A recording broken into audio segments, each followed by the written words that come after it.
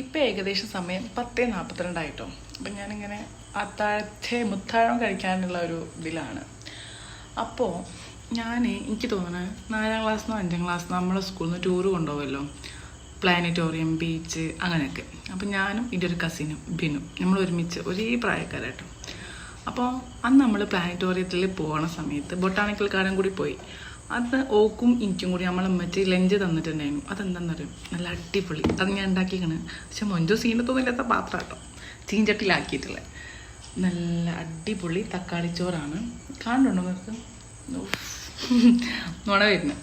അപ്പം ഇന്ന് നോമ്പ് ആയതുകൊണ്ടിരിക്കും ഭയങ്കര ക്രേവിങ്സ് ഉണ്ടായിരുന്നു കേട്ടോ. അപ്പം ഞാൻ വിചാരിച്ച് ഇങ്ങനെ ഇതുണ്ടാക്കി കഴിക്കാം. അപ്പം ഞാൻ തക്കാളി താളിച്ചതും അതിലേക്ക് കുറച്ച് റൈസൊക്കെ ഇട്ടിട്ട് ഇങ്ങനെ ഒരു സാട്ടുപോട്ട് തഞ്ചാവൂർ പോലെ ആക്കിയിട്ടുണ്ട് കേട്ടോ. അപ്പം ഇത് കഴിക്കാൻ ഞാൻ എൻ്റെ മുതലാളിനെ കാത്തേക്കാണ്. നുണ വന്നിട്ട് വയ്യ, മുതലാളിനെ കാണൂല. വേണമെങ്കിൽ നമുക്ക് തിന്ന് നോക്കാം. അപ്പം ഈ ഒരു തക്കാളിച്ചോറ് ഇതാണ് കേട്ടോ. ഇത് പ്ലേറ്റിലേക്ക് കിടണം, തിന്നോക്കാം.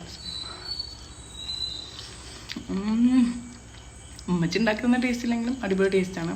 ഇതിൻ്റെ കൂടെ ഞാൻ കുറച്ചതാ കോഴിമുട്ട പൊരിച്ചതും ഈ ഒരു ചിക്കൻ പൊരിച്ചതും കൂടി ഉണ്ട്. സൈഡിൽ കുറച്ചതാ ഈ ഒരു ദാൽ കറി കൂടി വെക്കാമെന്ന് വിചാരിച്ചു. നമുക്കത് കഴിച്ചു നോക്കാം. അപ്പം നമുക്ക് കഴിച്ചു നോക്കല്ലേ.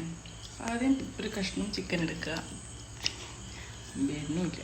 കുറച്ച് പരിപ്പ് കറി എടുക്കുക.